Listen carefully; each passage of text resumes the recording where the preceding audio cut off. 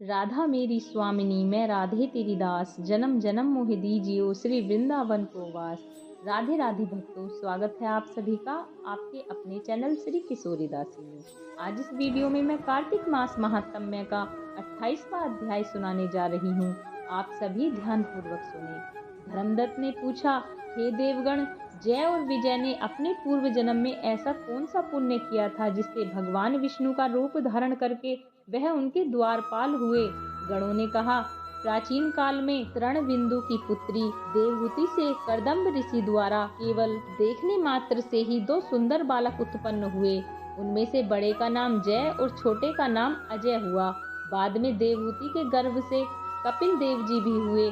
जय और अजय दोनों ही भगवान विष्णु के बड़े भक्त और धर्मात्मा थे। दोनों ही नित्य प्रति अष्टाक्षर मंत्र का जाप करते थे और भगवान विष्णु का व्रत करते थे। भगवान भी इन दोनों भाइयों पर अत्यंत प्रसन्न थे और नित्य पूजा के समय इनको दर्शन दिया करते थे। एक समय राजा के निमंत्रण पर देव ऋषि नारद गणों सहित राजा के यज्ञ में पधारे। उस यज्ञ में जय ने ब्रह्मा और अजय ने पुरोहित बनकर यज्ञ को संपूर्ण करवाया।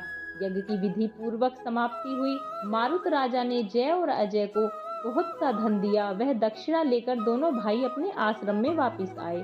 धन का बंटवारा करते समय दोनों भाइयों का आपस में झगड़ा हो गया। जय ने अजय से कहा कि धन के दो बराबर बराबर भाग होने चाहिए। अजय ने कहा, नहीं, जितना धन जिसको मिला है उतना धन उसका ही है। तब जय ने क्रोध में भरकर अजय को श्राप दिया, तुम धन लेकर नहीं देना चाहते हो, इसलिए तुम ग्रहा हो जाओ। अजय ने जय को दिया, वह श्राप स्वीकार कर लिया और जय को श्राप दिया, तू अभिमानी है इसलिए तू हाथी हो जा। अब और जब नियम पूर्वक दोनों की पूजा के समय भगवान उनको दर्शन देने के लिए आए तो दोनों ने भगवान से श्राप मोचन का उपाय पूछा। दोनों ने प्रभु से कहा, हे देव, हम दोनों आपके भक्त हैं, मगर हम हाथी की योनि में कैसे होंगे? हे कृपा सागर, श्राप से हमारा उद्धार कीजिए। भगवान विष्णु ने कहा, मेरे भक्तों की वाणी भी कभी असत्य नहीं होगी। यमराज भी इसको अन्यथा नहीं कर सकते। पूर्व काल में मुझे भक्त राज प्रहलाद के कहने पर स्तंभ से प्रकट होना पड़ा था और राजा अम्बरीश के कहने पर 10 अवतार लेने पड़े थे। अतएव तुम दोनों अपने श्रापों को भोगकर फिर मेरे लोक को प्राप्त होगे। इतना कहकर भगवान विष्णु अंतर्ध्यान हो गए। गणों ने कहा, तब वह दोनों गंडकी नदी के किनारे मगर और हाथी हुए। जाति स्मरण रहने के कारण इस योनि में भी भगवान विष्णु का व्रत नियम पूर्वक किया करते थे। एक दिन कार्तिक की पूर्णमासी को वह हाथी स्नान के लिए गंडकी नदी में गया। तब पिछले जन्म का श्राप स्मरण करके मगर ने हाथी का पैर पकड़ लिया। मगर के पकड़े हुए हाथी ने भी भगवान विष्णु का स्मरण किया। फिर क्या था, तुरंत ही शंख चक्र गदा पद्मधारी भगवान ने अपने सुदर्शन चक्र द्वारा उन दोनों मगर और हाथी का उद्धार किया और उन दोनों को अपने जैसा रूप देकर भगवान उन्हें वैकुंठ में ले गए। उसी दिन से उस स्थान का नाम हरि क्षेत्र प्रसिद्ध हुआ। चक्र के आघात से वहाँ के पत्थरों में भी चिन्ह बने हुए हैं। वे दोनों भी जय और अजय के नाम से आज तक संसार में प्रसिद्ध हैं।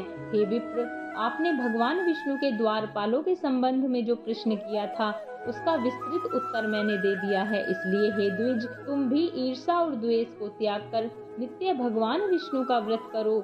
जगत के प्रत्येक जीव को समदृष्टि से देखो। तुला, मकर और मेष की संक्रांति में नित्य प्रातः स्नान किया करो।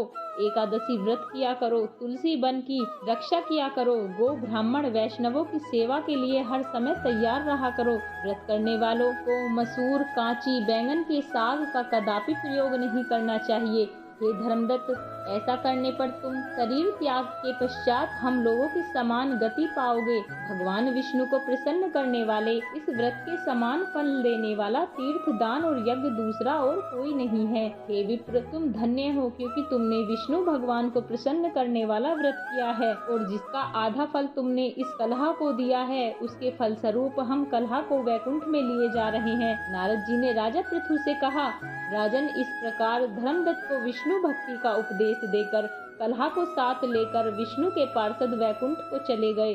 धर्मदत्त भी उनके आदेश अनुसार भगवान विष्णु के व्रत में लीन हो गया और फिर जब उसका देहांत हुआ तो अपनी दोनों स्त्रियों के साथ विष्णु लोक को गया। हे राजन, जो कोई भी प्राचीन काल के इस इतिहास को सुनाता है और सुनता है वह अंत में विष्णु लोक को प्राप्त होता है। यहीं पर कार्तिक मास महात्म्य का 28वां अध्याय समाप्त होता है। बोलो विष्णु भगवान की जय, बोलो लक्ष्मी माता की जय, बोलो कार्तिक मास की जय। हरे कृष्ण कृष्ण कृष्ण हरे हरे, हरे राम राम राम हरे हरे। यदि आपको हमारी वीडियो अच्छी लगी हो तो हमारी वीडियो को लाइक करें, चैनल को सब्सक्राइब करें और बेल आइकन को दबाना ना भूलें, जिससे हमारी वीडियो के नोटिफिकेशन आपको मिलते रहें। राधे राधे।